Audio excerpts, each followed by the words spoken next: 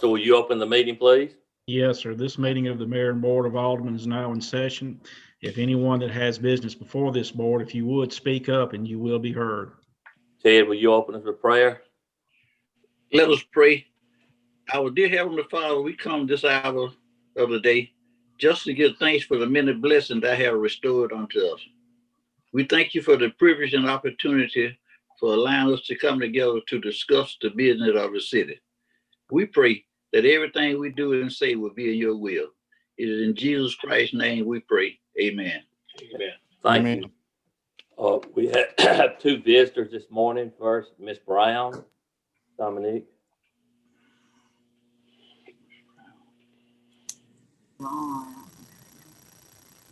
Good morning. Good morning. Miss Brown? Yes, I'm here. Okay, you got the floor. Oh, okay, I'm sorry. Well, good morning. Thank morning. you, Mayor Nowell and the board for allowing me the opportunity to come before you.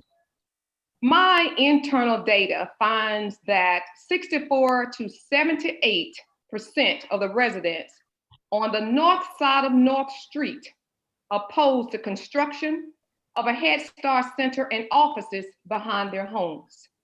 And 76 to 84% of all of the residents on North Street oppose the construction. Now, the variance in the data is due to acknowledging that one of the residents serves on the Bolivar County Community Actions Board, and then hereafter I'll just refer to them as the agency. One serves as a contractor or has served as a contractor for the agency, and then one is a relative to the board's president. So the 64% and 76% include these three residents, which skews our data, while the 78% and 84% do not include the three residents. Now, on behalf of the residents that oppose this construction, this is by no means an attack on Bolivar County Community Action Agency. We have great respect for the agency. They are a tremendous asset to our community. I want to personally commend CL1 and CL2 center directors, teachers, staff, and parents for their commitment and hard work to getting our little ones school ready. So I am here seeking an understanding. Or as we know, Proverbs 4:7 teaches us, with all thy getting, get understanding. And I truly do believe in that. So therefore, Mayor and Board, I have a few questions if you will allow me. Okay, go ahead. I have a memorandum of understanding, henceforth I'll just refer to it as MOU, dated November 1st, 2018. Is there another MOU with a later date?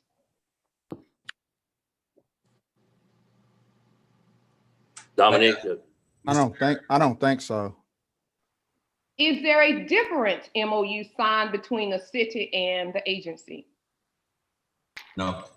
I think there's a new one, Mayor. You think there's a new one, Maurice? If memory serves me correctly, we did one about 5 or 6 months ago, because they had missed getting it renewed, so we did go back and give them an extension. Is that right, Danny? Yes, sir. They were given an extension just on the minutes. Motion second, unanimous approval to give them another year extension. Okay, so just for clarification, the wording of the MOU did not change. Okay, all right. So I have the MOU here, and I'm not going to read all of it, but just some things I would just like to highlight here. But the MOU starts by saying, for and in consideration of $10 and other good and valuable consideration, subject to the conditions and specifications contained herein, the city of Cleveland agrees that it shall donate to Bolivar County Community Action Agency, BCCAA, the following described real property to be used by the Bolivar County Community Action Agency as the site for its new Cleveland Head Start Center and offices, subject to the following terms and conditions. Number 2 of your MOU says, the appropriation of the subject property is contingent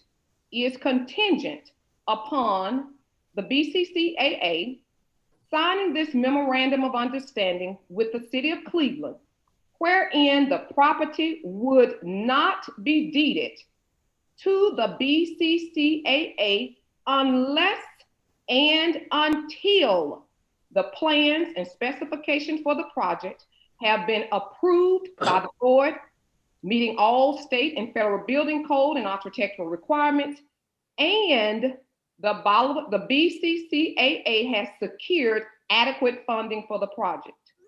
All of the conditions must be met within 12 months of the date of signing the agreement.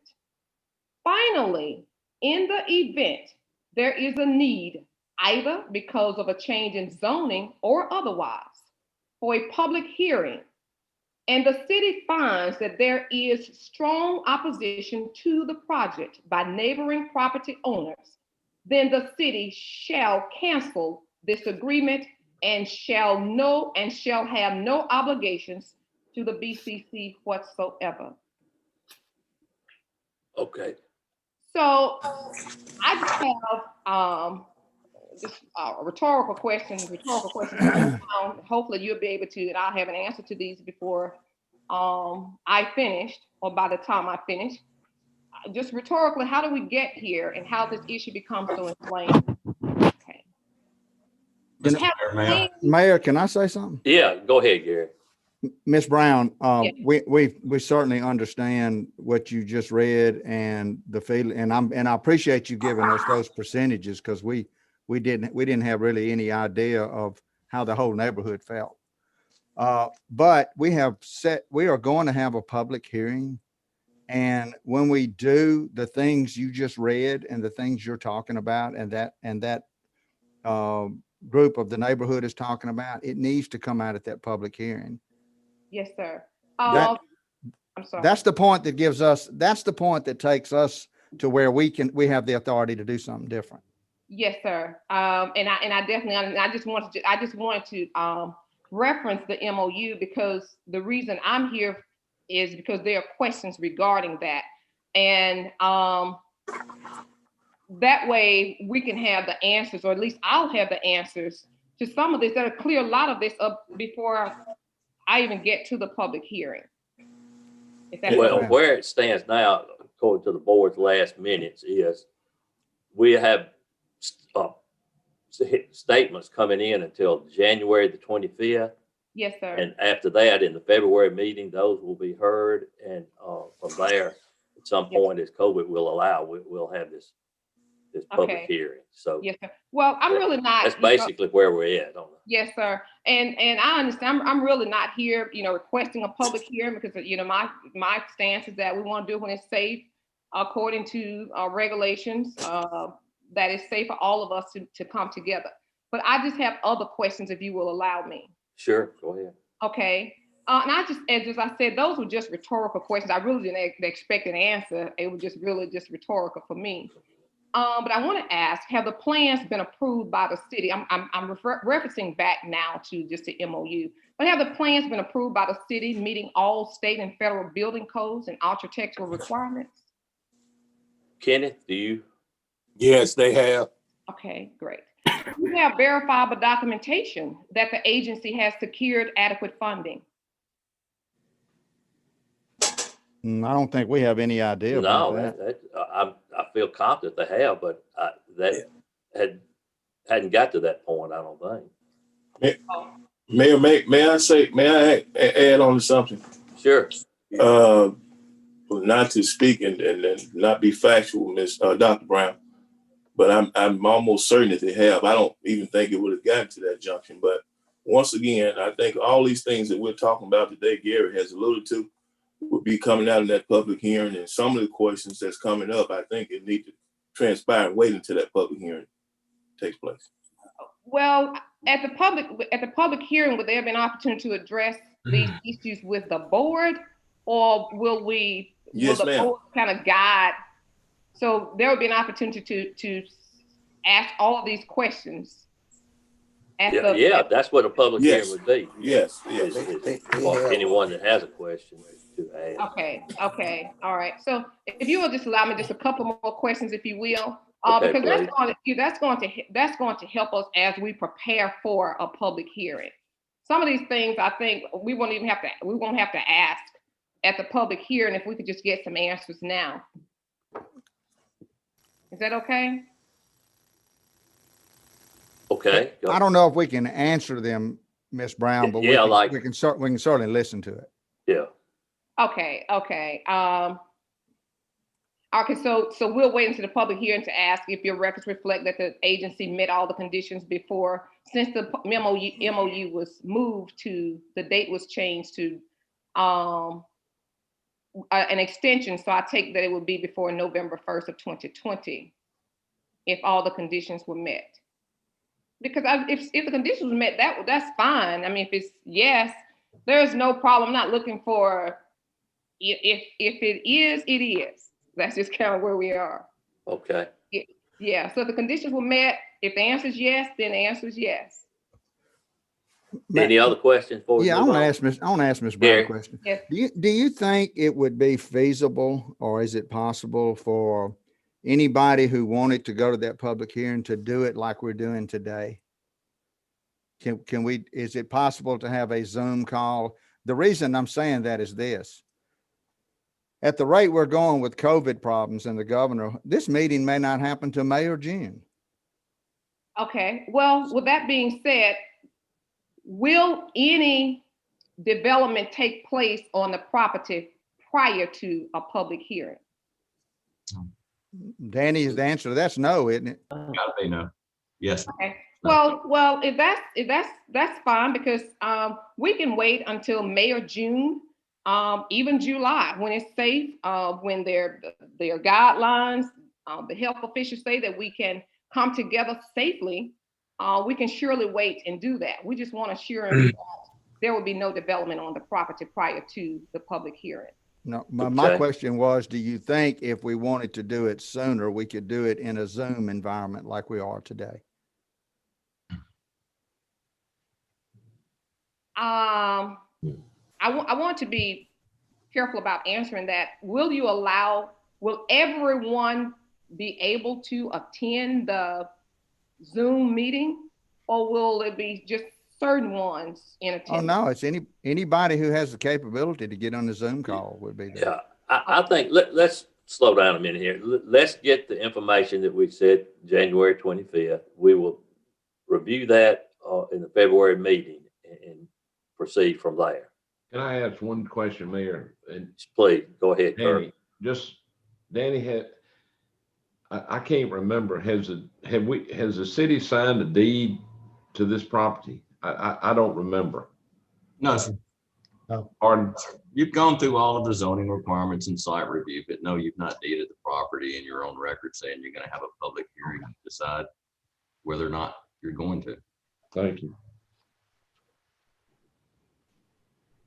Well, with that being said, see, we've gone through all the, you said that everything as far as a public hearing, but according to your MOU, it says that there are two ways to trigger a public hearing, either through zoning, the zoning did not change, and then you have in there or otherwise. So what does otherwise mean? What does it mean when you say neighboring property owners? So that's what I was seeking answers. How do we define neighboring property owners as we prepare for a public hearing? How do we define neighboring property owners? How do we define the word opposition? Well, you have you definitely have qualified opposition by saying strong, but how do you quantify opposition? What does that mean? And what does it mean when you say otherwise? Because otherwise, I mean, Don Williams appeared before this board many times in opposition to this construction. Did that not qualify as otherwise? Because otherwise, we should have had a public hearing long before now if we were adhering to the MOU. So what qualifies? That's what I'm here seeking answers. What does otherwise mean? What do you We've mean? already made a motion, Ms. Brown. Yeah. We've already made the board has made a motion that a public hearing will be had before anything is done. Yeah, Okay. so, Okay, so those answers will, you know, what qualifies as, how do you define neighboring property owners? Yeah. Will be discussed at the public hearing? It's. I Danny, think the public hearing, Danny, if I'm not wrong, would be anyone that has interest in it. Would that be right or wrong? Yes, it's open to the public now. I'm not asking about the public hearing. I ask about what is the definition of neighboring property owners? Dr. Brown, if I could. Yes, please. What the board will do at their public hearing is hear everyone out, and then there's a deliberative process. And you're getting into the details of what the terms mean. They're going to discuss that. The way it works. I don't know if someone was talking when you were talking. I'm sorry. No, you're talking over us. Yeah, I can't, I didn't hear you. I didn't hear it either, Danny. Look, the board will have a public hearing. They'll listen to everybody's side. And then there's a deliberative process where the board, they're going to discuss it themselves and they're going to vote. Essentially, you get to the point of, okay, how are you going to vote? How are you going to define that? That'll be for the board to do. I wish I could answer better than that, but they've got the discretion to do that. That's when they deliberate, that's what they will do. Okay, all right. So I guess I'm back to my question. At that time, will the board tell us what it means by neighboring property owners and how the board defines strong opposition? Or that is not up for discussion? I would expect them to decide that. Okay, but that's not something that will be shared with the community. Well, they've got the ability to share that with the community, Dr. Brown, but how they define that and their findings of fact and statement have yet to be written. Okay.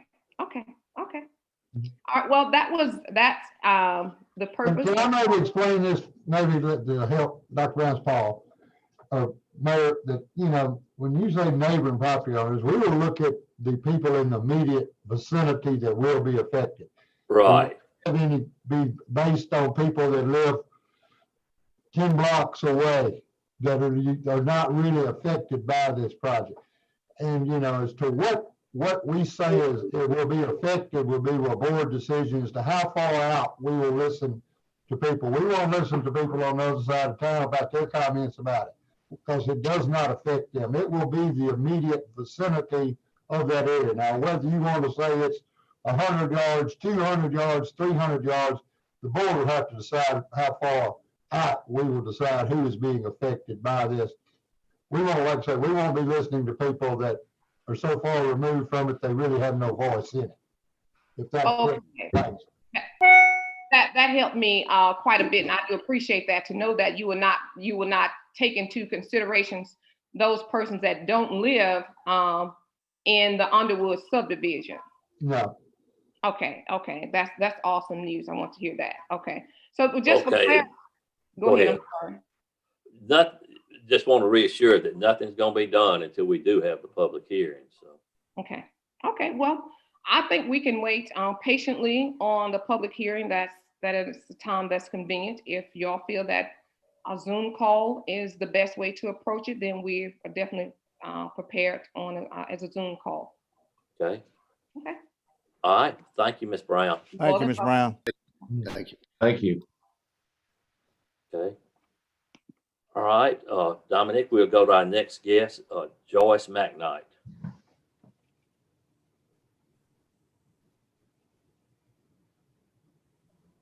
Good morning, Joyce.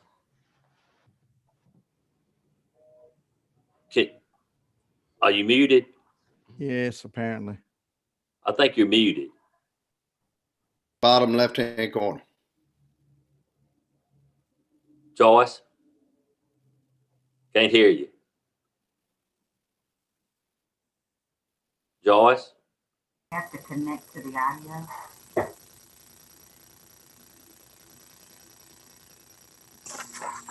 Mayor, may I say something while we're trying to get her on? Oh, yeah. Joyce is coming before us, and if I'm not mistaken, I don't want to be too premature in speaking for the property down there on Johnson, her mother's house. And I've sent Kenny pictures of the house adjacent to it with all those cars in that yard. And I mean, it had like an old car lot there, you know. And I think she wants to talk about that particular situation down there. Okay. Joyce, are you there? Yeah, Joyce, we still can't hear you. Joyce, we can't hear you. Look at the bottom left-hand corner of your screen.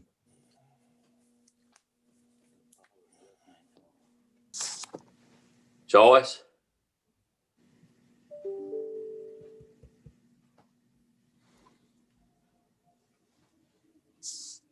This thing, now try to leave the meeting and then I'll let you back in.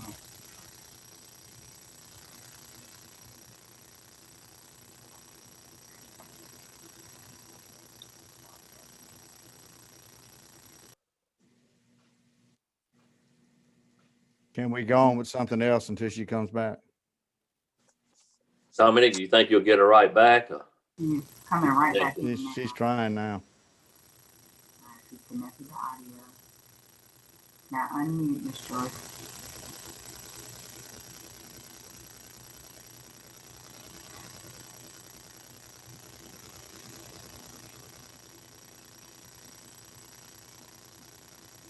We can maybe go to engineering and then come back. that's exactly what she want to talk about.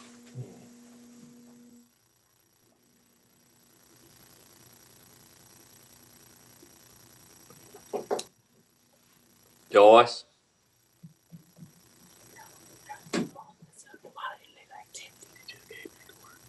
Now unmute.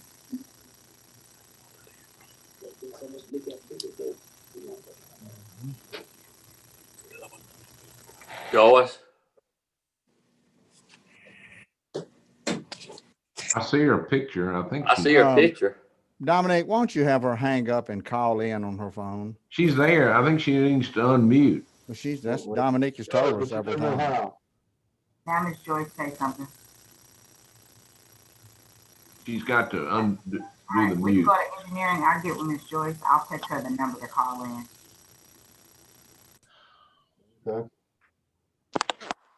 She needs to hang up her computer, though. It's going to feedback. We can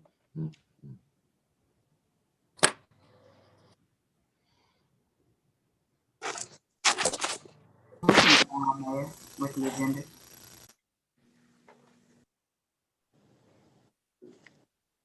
We going on with Josh Mayer, or what we doing?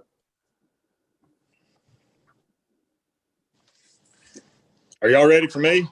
Start. Let's go to Josh. Until she gets on, yes. Come on, got work today. All right, I'll be brief. Yeah, go ahead, Josh. All right, we've got a few pay requests for our street improvement project, Fiducia Park, Contract 1, our water meter replacement project, and our Fayette Davis Stormwater Pump Station. And the only updates, all pumps are operational at Fayette Davis. We did our pump startup last week. And our water meter contract, we're a little over 85%. I think we have about 700-800 meters left to go before we complete that project. That's all. Request. Paul made the motion. Second. Gary second. All in favor, say aye. Aye. Any opposed? Okay, is that it, Josh? Yes, sir. That's all. Okay, thank you. Yeah.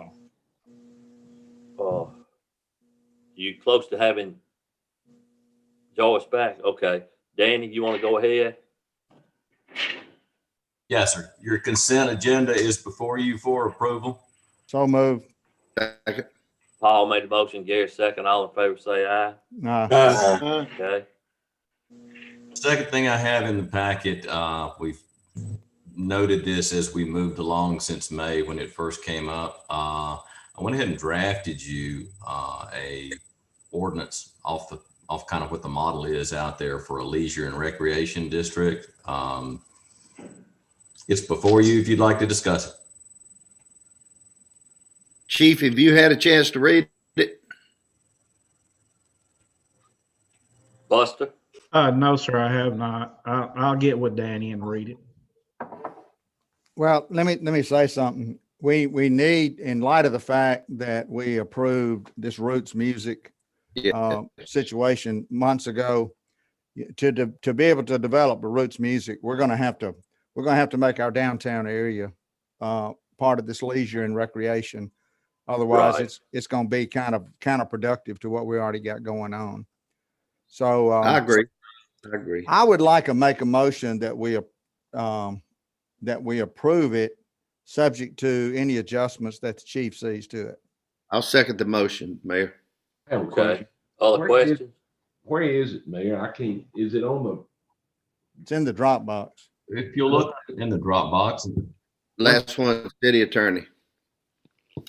a thing that I could do to explain it for you, if it's Zoom, I realize, but basically, the area that the chief and I initially looked at last May, we shrunk that down a good bit, based in part on the number of permitted, licensed, on premises alcohol places. And what you do is you take a portion of your downtown historic district that basically you go a block above Highway 8 to the other side of the warehouse where First crosses. And that same block comes all the way down to Shelby, which is the street that crosses right in front of the police station, and then comes back up North Sharp all the way. A long rectangular block that basically takes in the area where you plan to have these music performances. The reason why they wanted to say, please do what you can to speed this up is National Restaurant Week is coming, and they have suffered through COVID.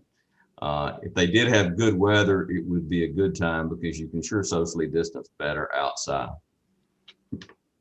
And Danny, will that cover all the areas when we have Oktoberfest? No, sir. When Oktoberfest reaches further down toward the courthouse, but now it covers the green strip. It covers the green strip from the corner of the police station, basically where the Railroad Museum is, all the way back up to the highway. Easy for the police to maintain. And what it requires is a well-marked plastic or paper cup. You can leave a licensed bar or restaurant that can serve alcohol with it in your hand. You can't leave the district. You can't get in the car with it. Danny, after having read this, I got to thinking about that, and I agree with that last statement you just made. We need to get our marketing department either at the city or the chamber and design a plastic cup that all of the restaurants have, where it would have all of their names on it. I think the That chamber. anybody walked out in the street, they would, if they had that cup, you would know they walked out of a restaurant. Gary, and we've addressed that, speaking with Matthew that does the bar over at the hotel. They gave us some example stickers that are used other places. Oh, okay. And it's got a sticker from whatever one of the licensed places is. It's only, you would start, I think there's like 5 I counted yesterday. But you've got vacancies downtown that would be suitable for a new restaurant coming in. That's right. I agree. and I agree with Gary. If we can, I'll second the motion. Okay, Kurt. Danny, could you send me a copy of that? I'm looking, I don't see your part of the Dropbox. I mean, Kirkham, I can. It's in It says DG. It says DGCOC. You got it. it doesn't appear on my Dropbox. Maybe I'm. Number 4, city attorney, and you come down below attorney memo, and it has DG. I fully understand, but I mean, I go January docket, agenda, engineer, Metro, construction, Sternberg. But I don't know if I'm, and maybe it hasn't been updated or something. You're in the first meeting. You need to go to 119 meeting, are you? Okay. Go ahead. I'll Okay. catch up with you. Gary, we got a motion by Gary, second by Danny. Yes, sir. All in favor, say aye. Any opposed? Okay. Danny, if you'll work on that, thank you. Yes. What else, Danny? I have nothing else for regular session. Okay. Buster? I don't have anything, Mayor, unless y'all have any questions for me. Do we not have something, don't we need to be bidding something for your cameras? Ms. Dominique? Yes, I put the quotes in there, so approval of the lowest and best bid for the surveillance cameras, for the purchase of 20 of those cameras. Motion. Second, Who made the motion? Paul did. Paul, Gary second. All in favor, say aye. Uh, Okay. I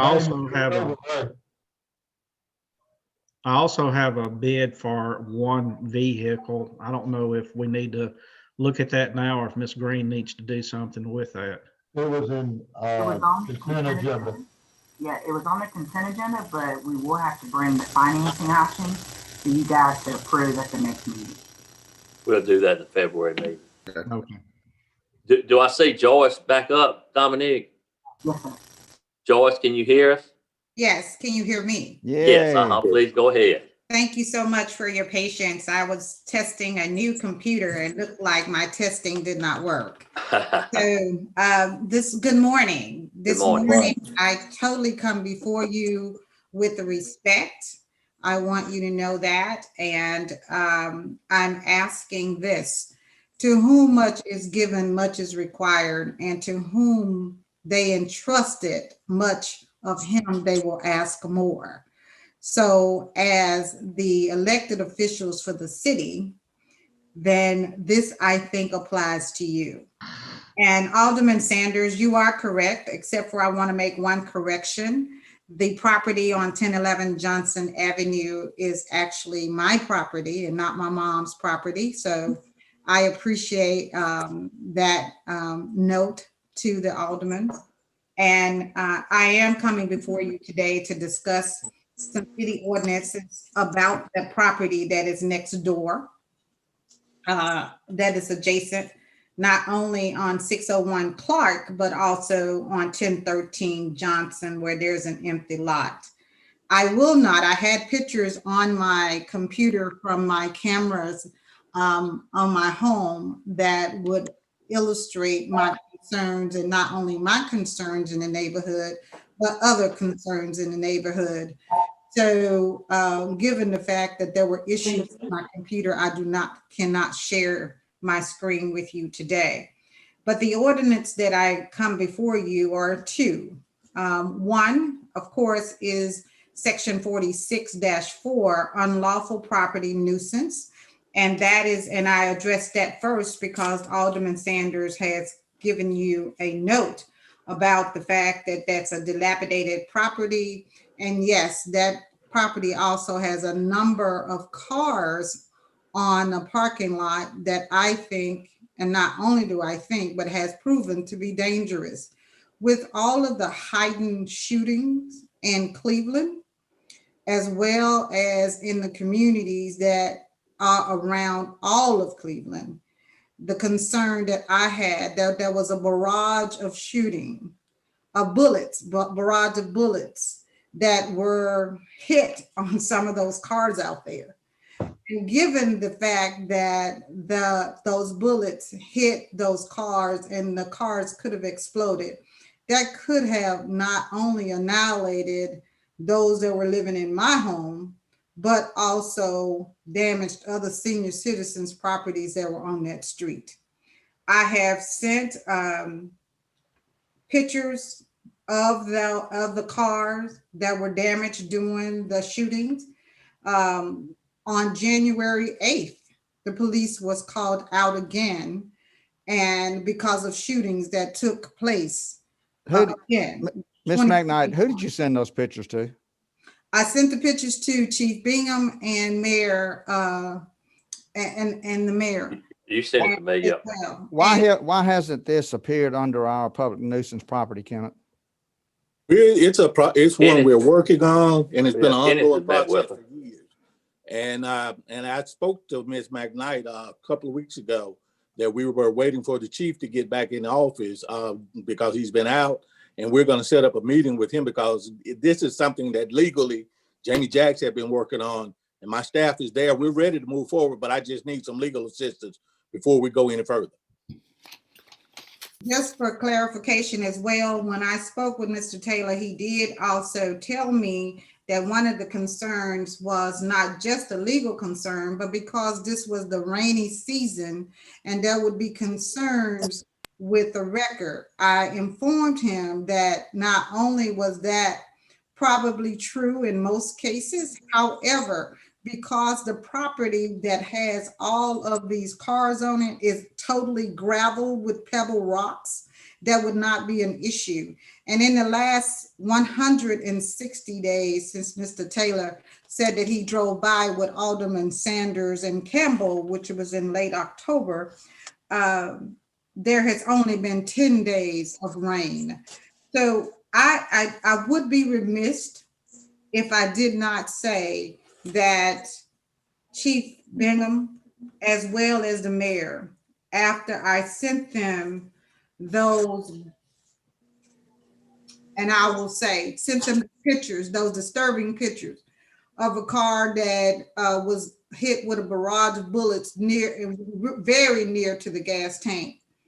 The next day, Chief Bingham, although with COVID and not actually being released, actually came by that location, and the neighbors and I were able to sleep for about 7 days without having to get on the floor at 3 o'clock in the morning. We were able to sleep without hearing noise from 11 p.m. to 7 a.m. every morning. And so it was wonderful. Their response has been overwhelming to people in the community and to me. And so I would be remiss if I did not mention that. Well, Kenneth and Buck, we need to get on this promptly as possible to alleviate.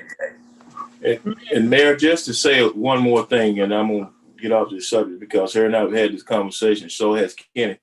Not only is that's a problem with all those cars there, but they were actually they put a pool table out in the middle of the yard playing pool while the cars are located.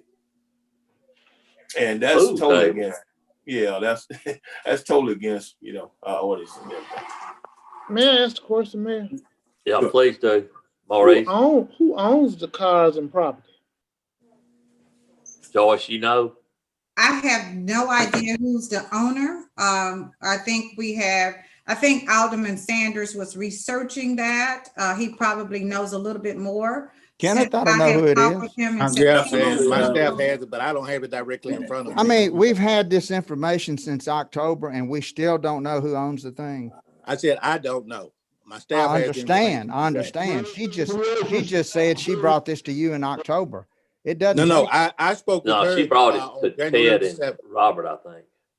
I spoke with Ms. McKnight on January the 7th.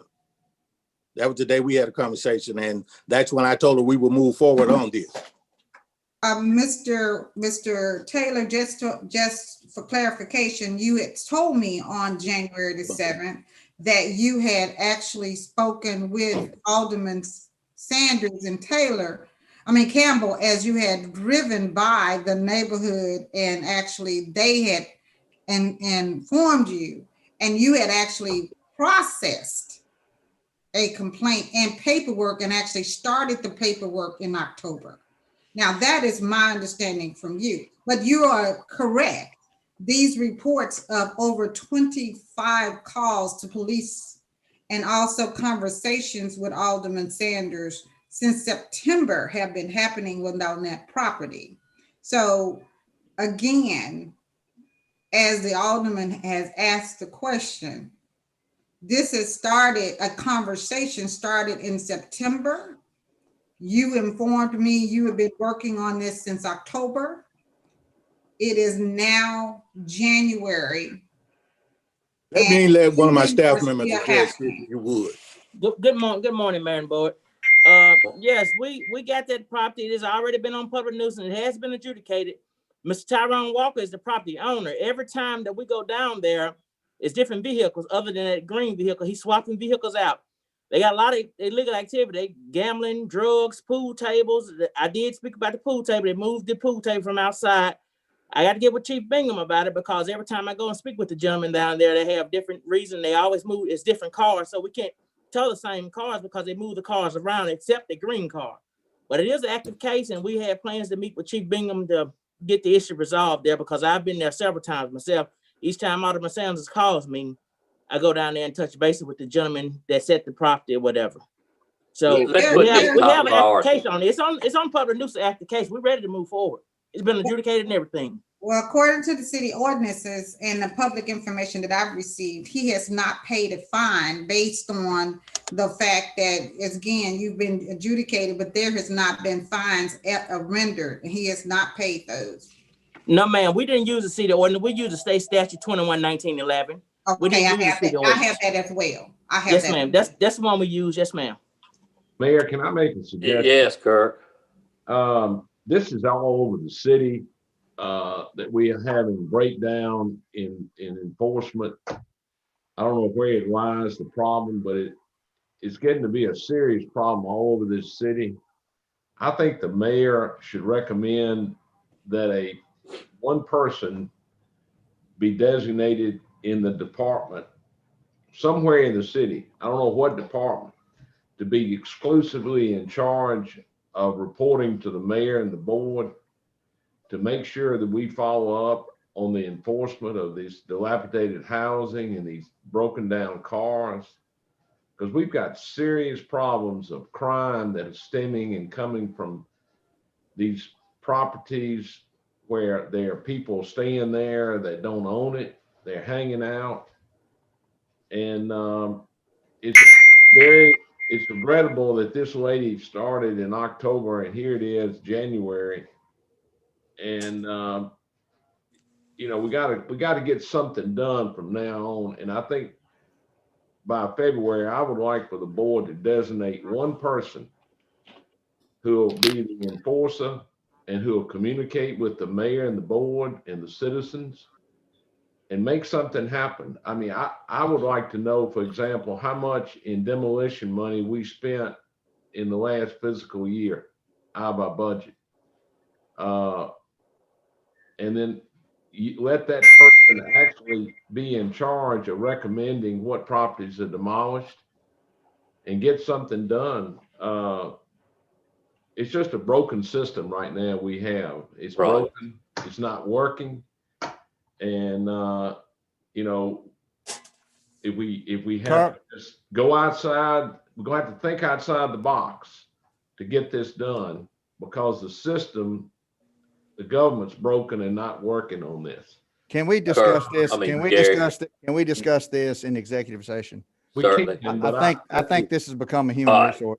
Let me say something here.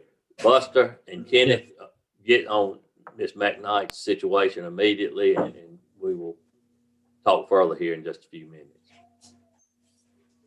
Thank you for your checking with me like you have, Ms. McKnight, and we will continue, I can assure you, put this on top shelf. Thank you, sir. And thank you, Chief. I would just totally be remiss if I did not say to all of you how responsive the mayor and the chief have been. One of the things that the chief said to me that was very encouraging, not only to me, but also to the senior citizens that live on that property and have been there for over 50 years, was that he would like for every property owner, every resident of Cleveland to be able to sit out on their porch or work in their yard and feel safe, and to be able to look at their property with value as we pay taxes. And that rang home to me. And, and I just want to say thank you for that. And I thank you, Aldermen, for being able to have me present this morning, again, with reverence and respect for all that you do. Ms. Thank you, Ms. McKnight. Mr. Mayor, will she and others follow up with this board to let us know what happens? Oh, I certainly will. There is no doubt that I will do that, sir. Thank you. Okay, Thank you. thank you, Ms. McKnight. Thank you. Okay, were we at Buster? Buster, were you through? Yes, sir, I was. Okay, Clint, Maybe you skipped over Ray. Clint, Okay. Dominic, Clint, can't hear you. He's not. He dropped out. I'm sorry. Oh, there he is. Okay, Morning. Clint. I've only got one thing this morning, and that's the pay request for our pavement rehab project for Metro Construction. So For moved. the crack. Gary made the motion. Danny second. All in favor, say aye. Aye. Is that it, Clint? Yeah. Okay. Human resources. Heather, Good morning. good morning. The only thing I have is the approval of our concussion management policy. And also we have put in place a, with the policy, we're gonna do an annual training with park commission. Heather, who's gonna do that training? It's gonna go through CDC.